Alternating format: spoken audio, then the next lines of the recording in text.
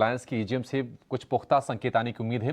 28 अगस्त को यानी कि सोमवार को रिलायंस की एजीएम होने वाली है और इस बार एजीएम में क्या खास होगा, कहां पर नजर होगी, ये सारे डिटेल लेकर हमारे सहयोगी सौमित सरकार जुड़ गए हैं।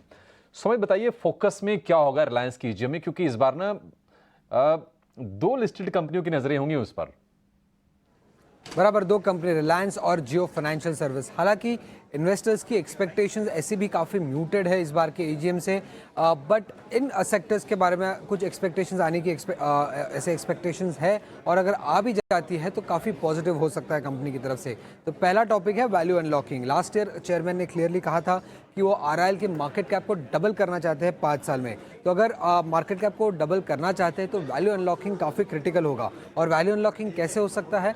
रिलायंस का जो दो आर्म है, बड़े सबसे आर्म रिटेल और टेलीकॉम, इसको अगर वो सेपरेटेड लिस्टिंग कर ले या इसमें कोई फंड रेज और अनाउंस हो जाए तो थोड़ा बहुत वैल्यू अनलॉकिंग हो सकता है। उसके अलावा काफ़ी कम लोग ये जानते हैं कि आरआईएल के भी रियल एस्टेट एक पोर्टफोलियो है। उनके पास करीब 8,250 एकड़ की लैंड है हरियाणा के झाझर डिस्ट्रिक्ट में। तो इसको भी लेकर अगर कोई अनाउंसमेंट, डेवलपमेंट प्लान्स अगर वो बता दे, कैसे उस लैंड को मोनेटाइज करना चाहते हैं ये बता दे, तो ये पॉजिटिव हो सकता है। अब जियो फाइनेंशियल की हम बात करें, जिसकी हाल ही में लिस्टिंग हुई है, 4 दिन से लगातार सर्किट लगा है, आज सर्किट के बाहर है ये स्टॉक। तो इसके क्या बिजनेस प्लान है आगे जाके, क्या रोड मैप है इस कंपनी को ग्रो करने का, ये जानना बहुत इंपॉर्टेंट होगा। उसी के साथ क्या ऑफिशियल लॉन्च डेट होगा इसके सर्विसेज का, ये अगर कंपनी ने अनाउंस कर दिया तो ये भी काफ़ी पॉजिटिव हो सकता है कंपनी के लिए। उसके अलावा अगर हम देखें तो न्यू एनर्जी बिजनेस जो है, अब आरआईएल ने अपने एनुअल रिपोर्ट में ये कहा कि वो विलिंगली डबल कर सकते हैं इन्वेस्टमेंट अमाउंट। अब 2020 में उन्होंने 75,000 करोड़ का कैपिटल एक्सपेंडिचर का अनाउंसमेंट किया था, बट अगर इसको वो डबल कर देते हैं तो किस तरीके से वो इस कैपिटल एक्सपेंडिचर को यूटिलाइज करेंगे, ये जानना इंपॉर्टेंट होगा।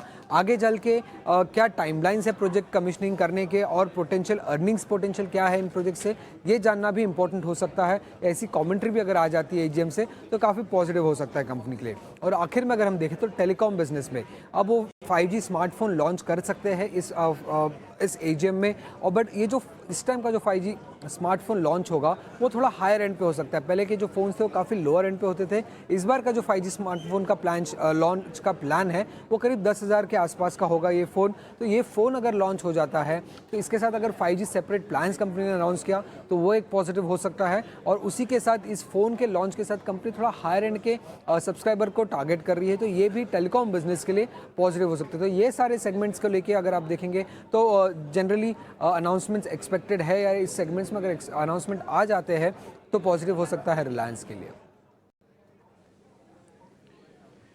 ठीक है सुमित, बहुत अच्छे से आपने सारी चीज़ें बताई। मैं तो एक्सपेक्ट कर रहा था पता नहीं क्या क्या आएगा, आपने तो पूरी की पूरी झड़ी लगा दी। और ये ना मैं आपको खुल के बता सकता हूँ, सौमित सरकार रिलायंस इंडस्ट्रीज़ को बहुत अच्छे से कवर करते। देश का कोई भी रिसर्च एनालिस्ट, मैं चैलेंज के साथ खोल सकता हूँ, देश का कोई भी रिसर्च एनालिस्ट इतनी जानकारी नहीं रखता होगा जितनी रिलायंस इंडस्ट्रीज़ या रिलायंस ग्रुप के बारे में ये जानकारी रखते हैं।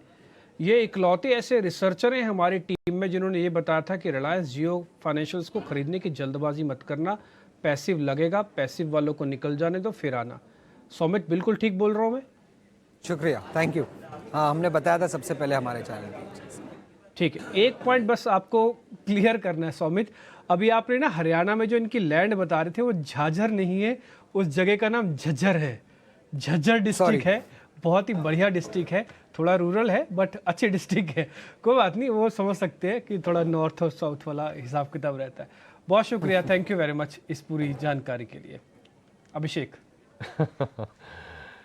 डिम्पी, बिल्कुल इत्तेफाक रखता हूं कि सौमित ने जिस बेहतरीन तरीके से जियो फाइनेंशियल के डीमर्जर से लेकर अब तक का जो सफ़र रहा है रिलायंस के शेयर का, या फिर जियो फाइनेंशियल की जो जर्नी रही है, डीमर्जर, उसके बाद कांस्टेंट प्राइस पर ट्रेड होना, फिर उसके बाद इंडेक्स का पार्ट बनना, लिस्ट होना, ये तमाम चीज़ें उन्होंने बहुत ही बारीक से बारीक डिटेल दर्शकों के सामने लेकर आए हैं और इस बार भी उन्होंने ये बहुत ही बखूबी किया है। तो रिलायंस की एजीएम पर नजर होगी निश्चित तौर पर 28 अगस्त को, और वहां से जो ट्रिगर्स आएंगे वो कहीं ना कहीं रिलायंस के शेयर को दिशा देने का काम करेंगे। लेकिन राजेश जी, रिलायंस ने देखिए 2580 रुपए का जो भाव था, जो डीमर्ज्ड प्राइस था जियो फाइनेंशियल को अलग करने के बाद, उस भाव तक फिर लौट के सर गया नहीं। 2470 के आसपास आज ये शेयर आ गया है। आप ही बताइए कि इसको लेना कब है?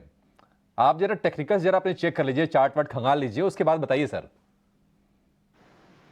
देखिए अभिषेक जी, स्टॉक में करेक्शन तो हमने देखा पिछले कुछ दिनों से, एक कंटिन्यूस सप्लाई प्रेशर बनते हुए दिखा है, लेकिन अगर हम इसको शॉर्ट टू मीडियम टर्म के हिसाब से देखें तो स्टॉक एक अपने महत्वपूर्ण सपोर्ट एरिया जो कि है करीब 2440 2450 की रेंज में, उसके आसपास ही अभी ये ट्रेड करते हुए दिख रहा है। हालांकि अगर आज के लो देखें तो 2440 के आसपास के लो बना के एक वहां से 20-30 पॉइंट का एक रिवर्सल भी बना है।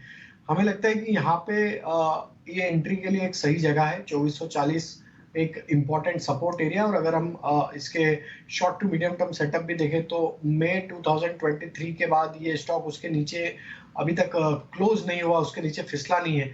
मल्टीपल अटेम्प्ट जरूर हुए और वहां से रिवर्सल बना है। तो हमें लगता है कि 2440 ये लेवल अगर होल्ड आउट होते तो यहाँ पे एक हाई पॉसिबिलिटी के एक पुलबैक का ट्रेड यहाँ पे बनते हुए दिख सकता है 2530 2540 की तरफ। वो लेवल चैलेंजिंग होंगे ऊपर में। तो यहाँ पे एक रेंज जो हमें लग रही है अभी ट्रेड करने के लिए वो 2440 से 2540 की रेंज लगती है एक ट्रेड करने के लिए। अब ये 2440 के आसपास ही ट्रेड कर रहा है, तो बाय साइड का ट्रेड लिया जा सकता है, लेकिन क्वांटिटी थोड़ी थोड़ी कम रखें क्योंकि मार्केट का टेक्सचर थोड़ा सा बियरिश साइड में है और एक लार्ज कैप स्टॉक है। हालांकि अगर देखें तो पिछली बार भी इंडेक्स को चलाने में रिलायंस का ही एक योगदान था। जब इंडेक्स में बड़ी तेजी बनी तब 2800 के लेवल रिलायंस के चलते ही वो आया था।